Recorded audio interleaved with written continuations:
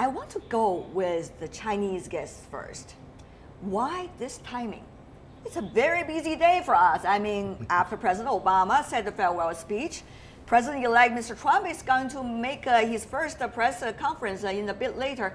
And in between, China issued this white paper, Asia-Pacific Security. Should we link these three in any way?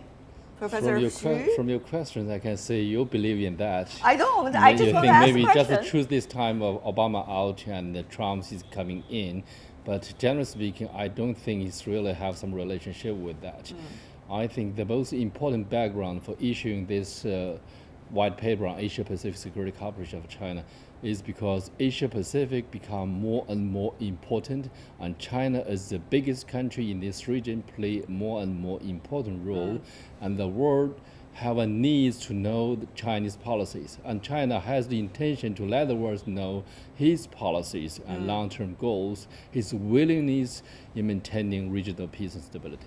Mr. Teng, at this point, I mean, with the change of administration in Washington, D.C., particularly the incoming one, tend to be a little bit provocative, to use the word if I can, in his description of relations with China possibly in the future. What do you think about this white paper significance for indicating to the others what is China's ego and what China really wants to do? Or does it have a more impact on China's neighbors to calm people down that China is not going to be provocative as some of the others might become? Yeah, some said that China actually in recent years has adopted a very assertive policy toward its neighboring countries and even toward the United States. But I think this is a continuation of the effort by the Chinese government to give some interpretation and explanation on China's concept of security and cooperation in this region. And the white paper just gave a very clear-cut explanation on the concept, on the mechanism, and on the rule of law in this region. I think we are facing very different world as compared with the previous one. It is true. Well, the Chinese guys are saying, well, these are just the points that China wants to make to the rest of the world. It has not changed that much. Mr. O'Hanlon, you are observing it from Washington. Do you think Washington is paying attention to this specific move from the Chinese side? Is there any words, any phrase, any sentence, any paragraph in this white paper to you for any specific interest? Greetings, and it's nice to be with you today. Thank you. In answer to your question, no, I don't think there's a whole lot of attention being paid to this white paper. And I think the United States and China are at a point in their relationship where they both tend to judge the other more by their actions than by their words. Both countries say they want a peaceful Asia-Pacific region, but each country fears that the other is trying to create that sort of peace and stability on its own terms, in a way that serves its own interests over those of the other and of regional states in general. And so you're familiar, of course, as well as I am, as well as your other guests, with the litany of disagreements in places like the South China Sea and the Korean Peninsula. And unless we can see specific changes in policies or approaches towards those sorts of issues, I'm afraid these kinds of very broad papers or philosophies or edicts by either side, Beijing or Washington, they're fine. There's nothing objectionable about them, but they don't tend to persuade the other side very much about any kind of real reassurance that's being attempted. And so I think we need actions more than words. I got your point, Mr. O'Hanlon. But there's one word that I'm very interested in, that China, in this specific white paper, talk about rules.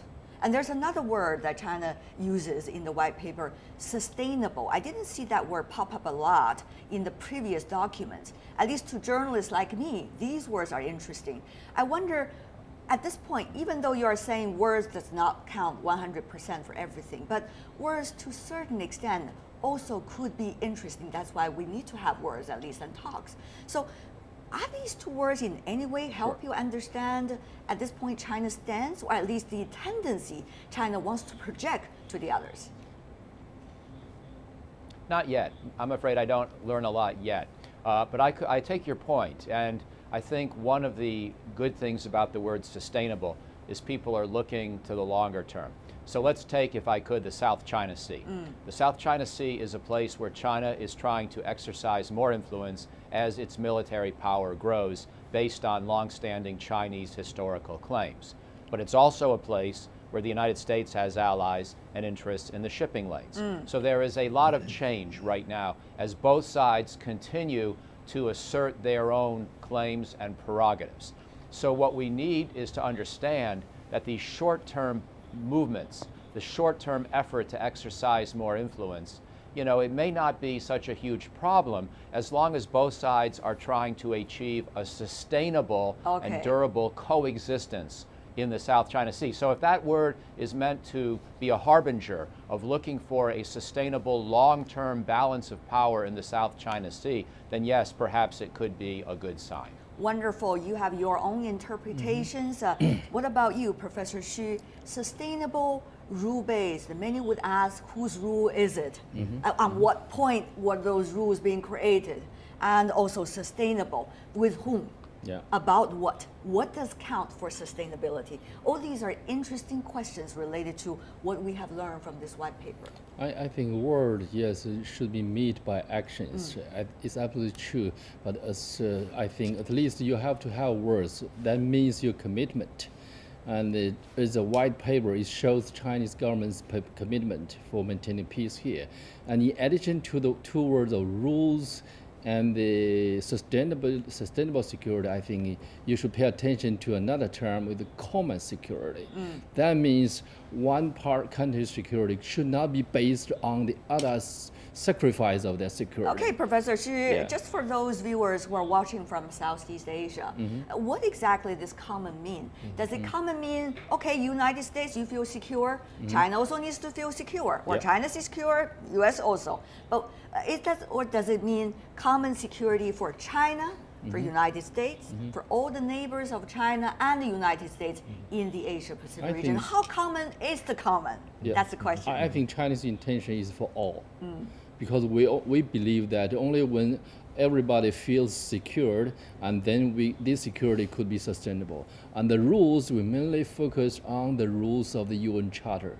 That is, you know, we should not interfere other countries' internal affairs. We should not use of force. And as to the Chinese actions in recent years in South China Sea, I think Han Long has his interpretation, but to most of the Chinese and to majority of the international community, they perceive Chinese actions as a reaction rather than proaction. Okay, these kinds of perceptions are always different.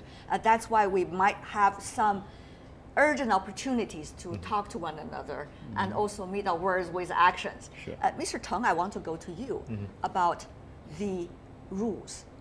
There's COC, there's also DOC. One is more China approaching with at this point. DOC, it's already been there between China and Southeast Asian partners. COC, of course, the US is also doing that with some of the others. And China is not saying it's exclusive. It's actually could be supporting both if it work well. So what kind of rule? If we have too many sets of rules, will they work? But if we don't have too many sets of rules, people will feel being excluded. Why we cannot have a rule? So that's, I guess, is the dilemma here, Mr. Teng. This is not a dilemma. Actually, this is the different approaches to understand what the rule is in this region for the security cooperation. For example, I think one background for the publishment of the paper is the China security policy has been changed or is being changed. For example, China used to be very cautious to the security cooperation with ASEAN countries in 10 or 20 years ago. But now I think China carried out a lot of military drills with the ASEAN countries, and this is actually a balanced power, under its transition from one from another. So we should have a new approach to understand the rule of law in this region. Actually, the rule of law should be the common and comprehensive, cooperative, and sustainable foundation for all the countries concerned, not only for individual countries in this region. Well, these are are all very interesting adjectives. I'm sure they're being interpreted in so many different ways at different points.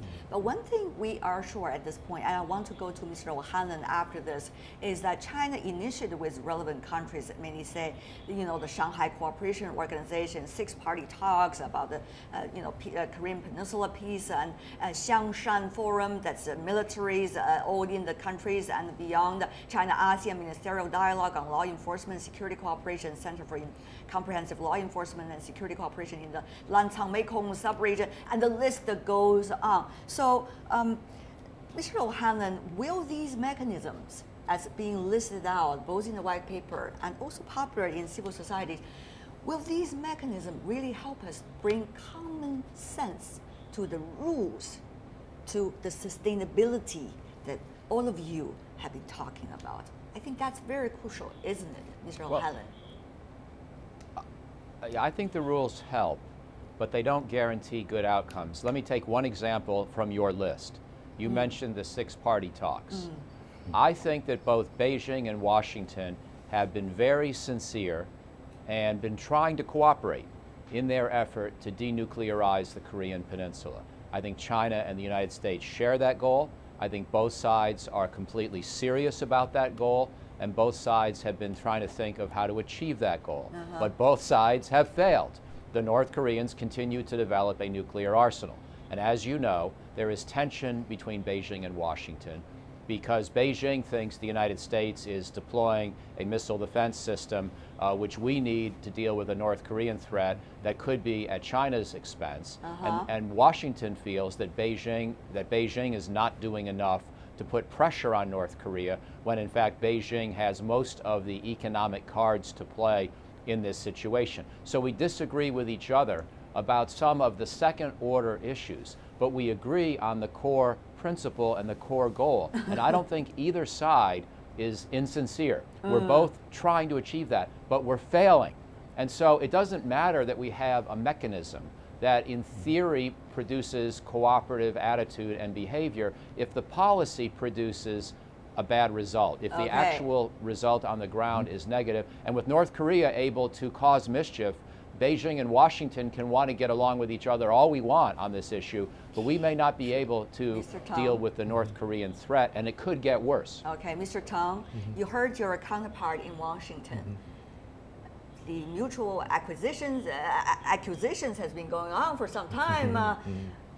But the thing is, can you imagine vice versa, that there is no common consensus?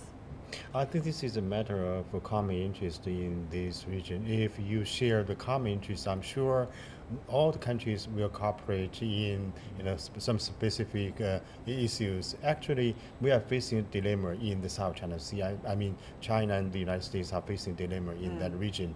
This is actually a challenge of the relations between the two sides. If we only for the sake of one individual country, I don't think we can have a common ground to cooperate. Win-win and also mutual trust.